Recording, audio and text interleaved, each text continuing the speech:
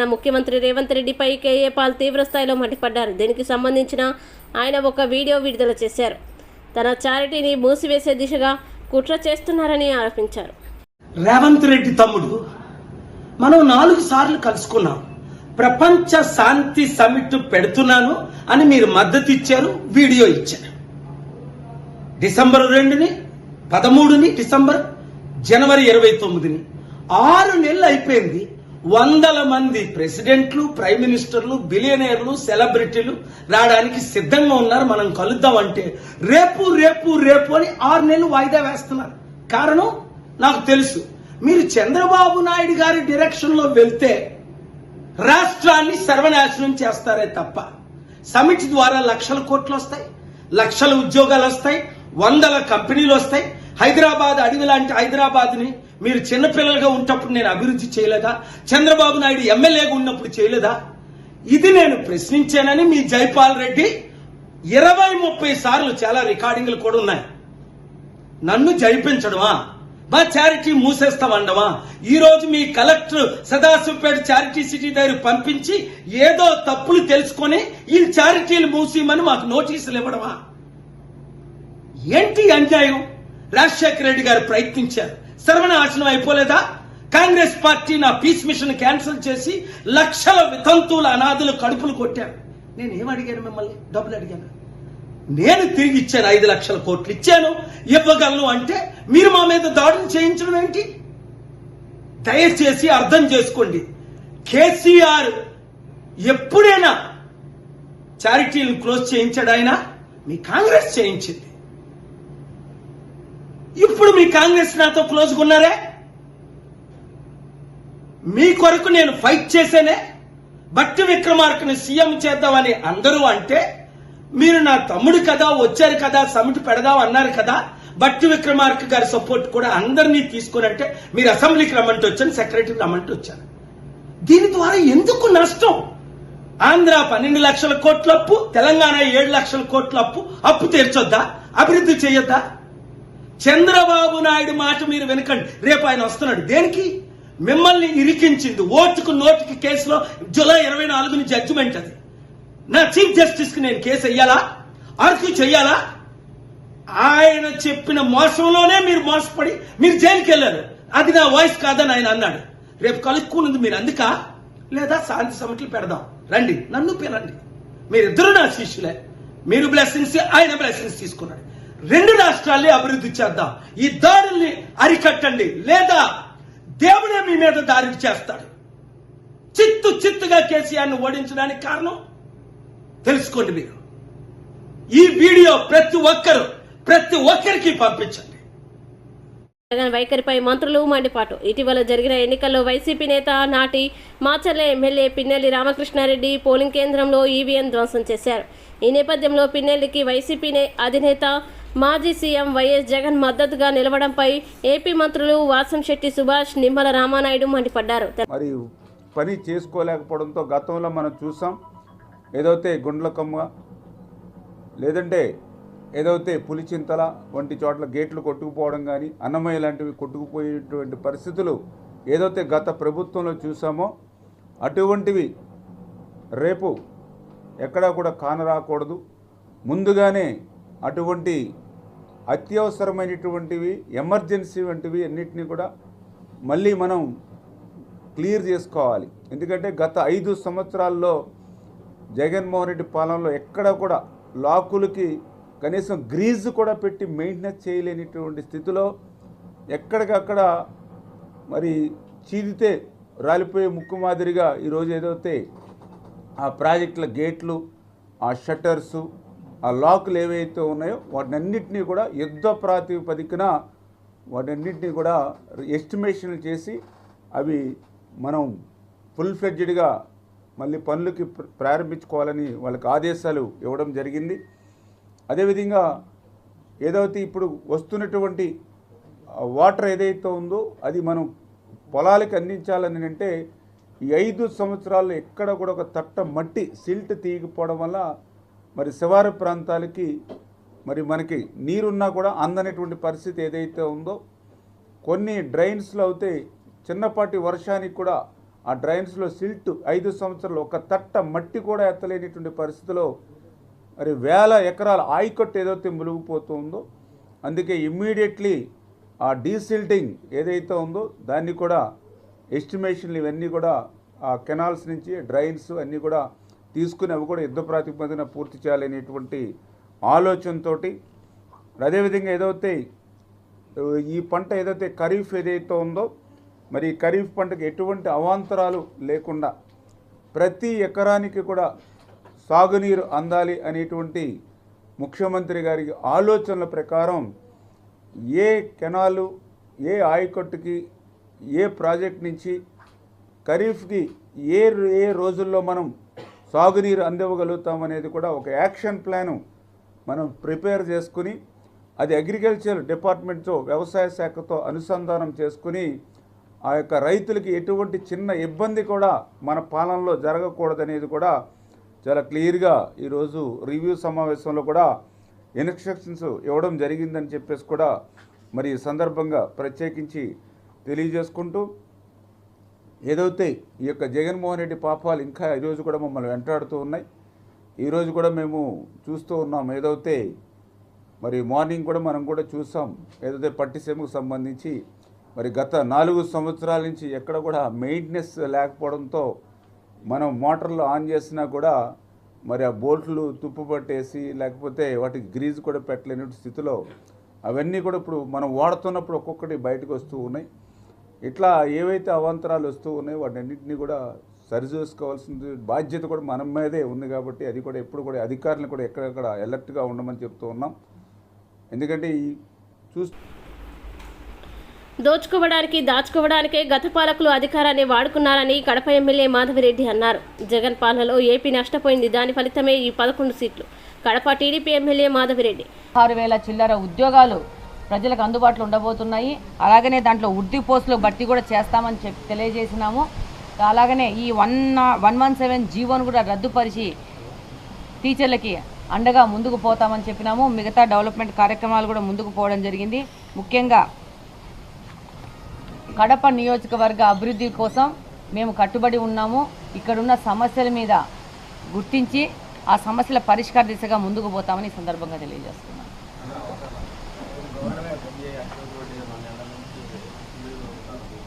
గారి లీలలు భూ కబ్జాల దగ్గర నుంచి, జూదాన్ని ఆడించడం దగ్గర నుంచి, ల్యాండ్ సెటిల్మెంట్లు,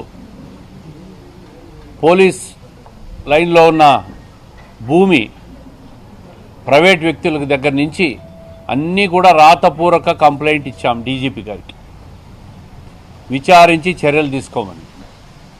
డీజీపీ గారు అయితే షాక్ అయినారు.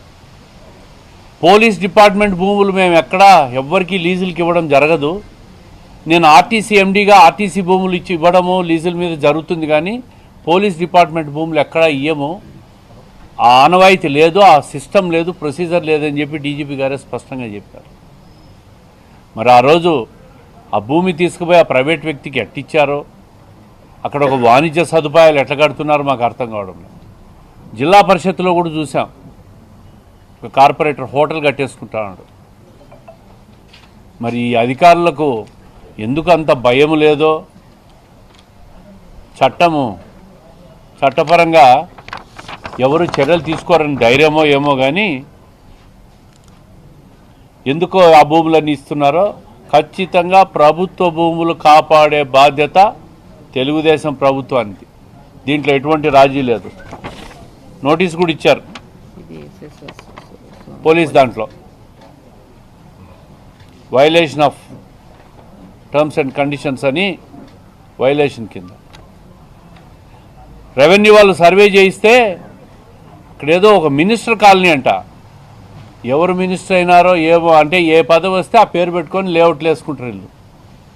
ఆ కాలనీలో ప్రభుత్వ భూమిని ఐడెంటిఫై చేసిన రెవెన్యూ వాళ్ళు. ఒక్కసారి మీడియా వాళ్ళు కూడా పోయి చూడండి, బోర్డులు పెట్టారు.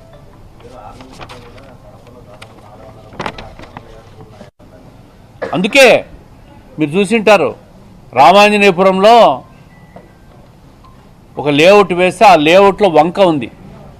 వంక రెవెన్యూ పరిధి అని చెప్పి రెవెన్యూ వాళ్ళు బోర్డులు పెట్టారు, మీరు పోయి వెరిఫై చేయొచ్చు. మినిస్టర్ కాలనీ అంట, అంటే జీవితాంతం మంత్రులు అనుకున్నారు వీళ్ళు, వాళ్ళ పేర్లు పెట్టుకొని కాలనీలు ఏర్పాటు చేసుకున్నారు. ఆ కాలనీలో కూడా రెవెన్యూ బోర్డులు పెట్టారు, చూడండి మీరు. మేము చెప్పాం ప్రభుత్వ భూములు ప్రభుత్వానికి అప్పచెప్తాం, అన్యాక్రాంతం అయితే ఒప్పుకోమని ఎన్నికల ముందు చెప్పాం. ఈరోజు ఎన్నికల తర్వాత కూడా రిజల్ట్స్ చూపిస్తూ ఉన్నాం. ఎవ్వరు కూడా నగరంలో మళ్ళీ భూ కబ్జాల జోలికి చేయపోయినా, ప్రభుత్వ భూముల్లో లేఅవుట్లు వేసిన చర్యలు ఉంటాయి, ధైర్యం చేయకూడదని చెప్పి మేము ఈ చర్యలకు ఉపక్రమించినాం. మళ్ళీ ఎక్కడా కూడా ఇట్లాంటి జరగకూడదు.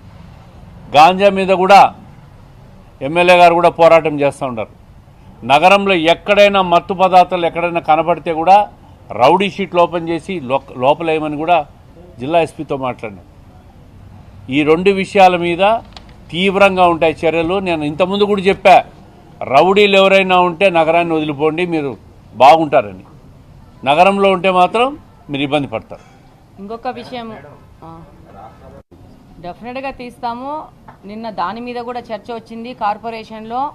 అందరిని ట్యాక్స్ ఏపీలో హెల్త్ టూరిజాన్ని అభివృద్ధి చేస్తాం. నారాయణగిరి ఉద్యానవనం వద్ద ఏపీ టూరిజం శాఖ ఏర్పాటు చేసిన హోటల్ ని మంత్రి కందుల దుర్గేష్ ప్రారంభించారు. టీటీడీ నిర్ణయించిన ధరల మేరకు భక్తులకి సరసమైన ధరలకి నాణ్యమైన ఆహారాన్ని అందజేస్తామన్నారు. తప్పులుంటే ఏం చేయాలి, దాన్ని విమర్శించు, తప్పులేదు. ఈవీఎం మీద దేశవ్యాప్త చర్చ జరగాలన్నాడు, దాన్ని ఎవరు ఏం కాదనరు. సరే, ఇప్పుడు ఆయన నెగ్గినప్పుడేమో ఈవీఎంలు బ్రహ్మాండం, ఆయన ఓడిపోతేనేమో తప్పు అంటున్నాడు. పోనీ దాని మీద కూడా చర్చ జరగాలనే దానికి ఎవరు అడ్డంకి చెప్పరు. కానీ ఈవీఎంను పగలగొడతాం మేము డైరెక్ట్గా, అందులో ఉన్న వాటిని ఇంకుపోసేస్తాం అంటే అది కూడా సమర్థిస్తామంటే ఎవరు ఒప్పుకుంటారంటే దానికి? ఇంక అతను సమాజంలో ఒక పౌరుడిగా ఉండడానికి కూడా అర్హుడు కాదు అనేది మా అభిప్రాయం.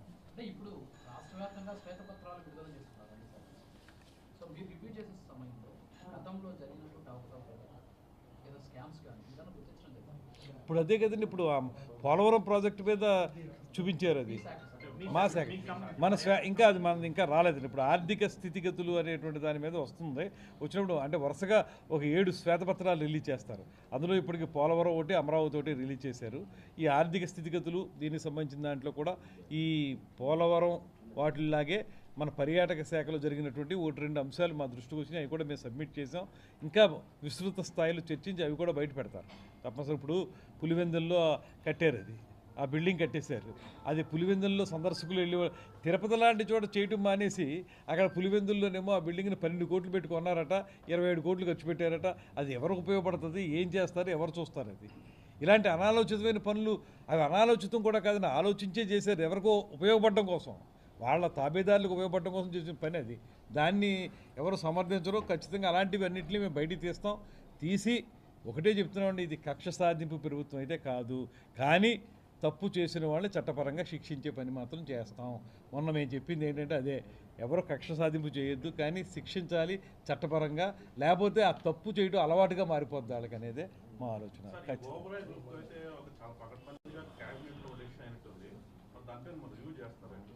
ఓబరాయ్ వాళ్ళు దే ఆర్ వెయిటింగ్ ఫర్, అంటే యాక్చువల్గా అంటే లాస్ట్ మంత్ 8th ఎప్పుడో వాళ్ళు వచ్చి మాట్లాడి దాన్ని చేయాలి, ఏం చేయాలి ఇక్కడ అనేది, తిరుపతిలో ఏం చేయాలి అనేటువంటిది ప్లాన్ చేద్దాం అనుకున్నారట.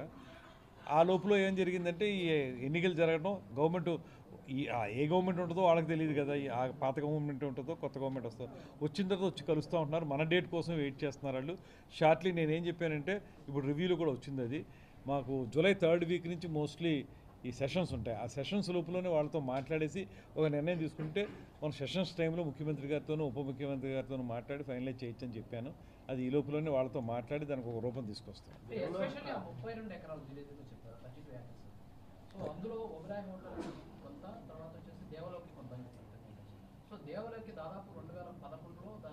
ఇంకా 16లో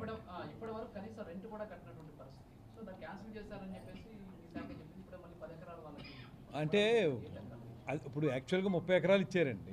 30 ఎకరాలు ఇచ్చి వాళ్ళు కట్టడం లేదని ఉద్దేశంతో, అంత వాళ్ళకి అవసరం లేదని ఉద్దేశంతో ఇక అర్థమైంది మనకి చేయట్లేదు కాబట్టి. అందువల్ల ఏం చేశారంటే, ఇప్పుడు ఒబరాయ్ వాళ్ళకి ఎంత కావాలంటే వాళ్ళకి 20 ఎకరాలు కావాలి, 30 ఎకరాలు అవసరం లేదు. సరే, వాళ్ళకి 20 ఎకరాలు ఇచ్చేసి ఇక మిగతా 10 ఎకరాలు వాళ్ళకి ఏర్పాటు చేసి దాంట్లో ఏమైనా చేయగలిగితే చూస్తూ ఉండి, లేకపోతే ఇప్పుడు నేను స్ట్రిక్ట్గా కూడా నేను ఇందాక రివ్యూలో కూడా చెప్పింది ఏంటంటే, ఎవరైనా ఆన్గోయింగ్ ప్రాజెక్ట్ కానీ గ్రౌండ్ అవ్వాల్సినటువంటి ప్రోగ్రామ్ కానీ కాంట్రాక్టరో లేకపోతే ఎవరో ఒకళ్ళు తీసుకున్నాం. తాజాగా ఆంధ్రప్రదేశ్ రాష్ట్ర గౌరవ ఉప ముఖ్యమంత్రి పవన్ కళ్యాణ్ గారు పిఠాపురం వెళ్ళి అక్కడ గొల్లప్రోలులో జరిగినటువంటి కార్యకర్తల సమావేశంలో కొన్ని వ్యాఖ్యలు చేశారు. ఏమని వ్యాఖ్యలు చేశాడంటే, శేషాచలం అడవుల్లో కొట్టేసినటువంటి ఎర్రచందనం పెద్దిరెడ్డి రామచంద్రారెడ్డి గారు, ఆయన కుమారుడు పెద్దిరెడ్డి మిథున్ రెడ్డి గారు, వైఎస్ఆర్ కాంగ్రెస్ పార్టీ సంబంధించిన వ్యక్తులు వీళ్ళందరూ కలిసి నేపాల్ తరలిస్తున్నారు. భారతదేశంలో అంతా వీళ్ళ పేరు చెప్తే చెక్ పోస్టులు ఎత్తేశారు, కానీ నేపాల్ వాళ్ళకి వీళ్ళు తెలియదు కదా, అందుకని అక్కడ పట్టేసుకున్నారు. వారి దగ్గర నుండి ఎర్రచందనాన్ని తిరిగి తెచ్చేకు నేను కింద మీద పడుతున్నా, నానా ఇబ్బందులకు గురవుతున్నాను అని మరి కార్యకర్తల సమావేశాల్లో కొన్ని వ్యాఖ్యలు చేశాడు. సరే, వాస్తవానికి ఈయన మంత్రిగా బాధ్యతలు స్వీకరించిందేమో జూన్ 19వ తేదీన, మాట్లాడింది జూలై 1. వారం 10 రోజుల్లో ఈ పవన్ కళ్యాణ్ గారు ఇంత పని చేశారా అని రాష్ట్ర ప్రజలు అనుకోవాలనేమో ఇటువంటి వ్యాఖ్యలు చేశాడు. సరే, ఒకసారి నేపాల్లో పట్టుకున్నటువంటి ఎర్రచందనం దొంగల పరిస్థితి ఏంది, వారు ఎప్పుడు పట్టుకున్నారు, దానికి గల కారణాలు ఏంటి అనేది కూలంకషంగా ప్రజలకు తెలియజేయాలనేటువంటి ఒక ఉద్దేశంతో ఈరోజు మీ ముందుకు రావడం జరిగింది. ఇప్పుడు నేను మీకు చూపిస్తున్నటువంటి ఈ 2 పేపర్లు నేపాల్కి చెందినటువంటి ద హిమాలయన్ అనేటువంటి ఒక పత్రిక, మరొకటి ఆవాజ్ అని మరొక న్యూస్ ఏజెన్సీ. దీంట్లో వీళ్ళు ఆ నేపాల్లో పట్టుబడినటువంటి ఎర్రచందనం గురించి ఏం చెప్పారో, పవన్ కళ్యాణ్ ఏ విధంగా అబద్ధాలు చెప్పాడనేది మీ అందరికీ తెలియజేస్తున్నా. ఏం జరిగిందంటే, వాస్తవానికి నేపాల్లో జరిగినటువంటి ఎర్ర దొంగలకు సంబంధించి 2020 జనవరి 13వ తేదీన నేపాల్ దేశంలో ఒక మంత్రివర్గ సమావేశం పెట్టుకొని, అయా 2010 నుండి 2020 మధ్యకాలంలో ఆ దశాబ్దంలో ఎర్రచందనం అనేది చైనాకి వయా నేపాల్ అక్రమంగా రవాణా జరుగుతుంది. దీంట్లో భాగంగా మేము ఒక 173 టన్నుల ఎర్రచందనాన్ని మేము పట్టుకోవడం జరిగింది. వారికి ఉన్నటువంటి the minister of foreign affairs article number 7 ప్రకారం the international trade in endangered species and wild fauna and flora control act 2016 ప్రకారం ఏదైతే ఈ అక్రమ రవాణా ద్వారా చైనాకు వెళ్తున్నటువంటి ఈ ఎర్ర చందనం దొంగల్ని తిరిగి భారతదేశానికి ఇచ్చేస్తున్నామని నేపాల్ మినిస్టర్ గోకుల్ ప్రసాద్ బస్కోటా అనే అతను స్టేట్మెంట్ ఇచ్చాడు. దానికి సంబంధించినటువంటి పత్రికా కథనాలు ఇవి. దీన్ని సమర్థిస్తూ భారతదేశానికి సంబంధించి ద న్యూ ఇండియన్ ఎక్స్ప్రెస్లో వచ్చినటువంటి కథనం, అదేవిధంగా ద టైమ్స్ ఆఫ్ ఇండియాలో వచ్చినటువంటి కథనం, పవన్ కళ్యాణ్ ఆరోపిస్తున్నట్లు ఎర్రచందనం దొంగలు దొరికింది ఇప్పుడు కాదు, 2020 జనవరిలో, అంటే జగన్మోహన్ రెడ్డి గారి ప్రభుత్వం వచ్చినటువంటి 2-3 నెలల్లో, అంతకుముందు 10 ఏళ్లుగా జరిగినటువంటి క్రమంలో ఆ దొంగలు దొరికాయి అనేది నేపాల్ ప్రభుత్వం ఇచ్చినటువంటి స్పష్టీకరణ. ఇప్పుడు ఈ పవన్ కళ్యాణ్ గారు ఏదో పెద్దిరెడ్డి గారు మిథున్ రెడ్డి గారే అక్రమ రవాణా చేస్తానంటే దొరికినట్లు ఒక అసత్య ప్రచారం, ఒక అభూత కల్పన చేస్తున్నాడు. దీనికి కూడా ఒక విషయం చెప్తావేనండి. ఇట్లా ఎర్రచందనం దొంగలో నేపాల్లో దొరికింది అని తెలిసిన తర్వాత నేపాల్ ప్రభుత్వం కేంద్ర ప్రభుత్వానికి, భారతదేశ ప్రభుత్వానికి సమాచారం అందించిన తర్వాత జగన్మోహన్ రెడ్డి గారు ముఖ్యమంత్రిగా ఉండగా కేంద్ర ప్రభుత్వానికి కమ్యూనికేట్ చేస్తూ లెటర్ రాసి, అయా ఒక నేపాల్లోనే కాదు, దుబాయ్లోను, మలేషియాలోను, శ్రీలంకలోను, అదేవిధంగా పక్కనే ఉన్నటువంటి రాష్ట్రాలైనటువంటి తమిళనాడు, కర్ణాటక, ఒడిస్సాలో కూడా ఆంధ్రప్రదేశ్ నుండి అక్రమంగా తరలిస్తున్నటువంటి ఎర్రచందనం అనేది ఉంది వారి దగ్గర. కాబట్టి దయచేసి సుమారుగా 8,000 టన్నుల ఎర్రచందనం ఈ అక్రమ రవాణా మూలాన వివిధ రాష్ట్రాల్లో వివిధ దేశాల్లో ఉన్నాయి. కాబట్టి కేంద్ర విదేశాంగ శాఖ మంత్రివర్యులు దీని మీద దృష్టి పెట్టి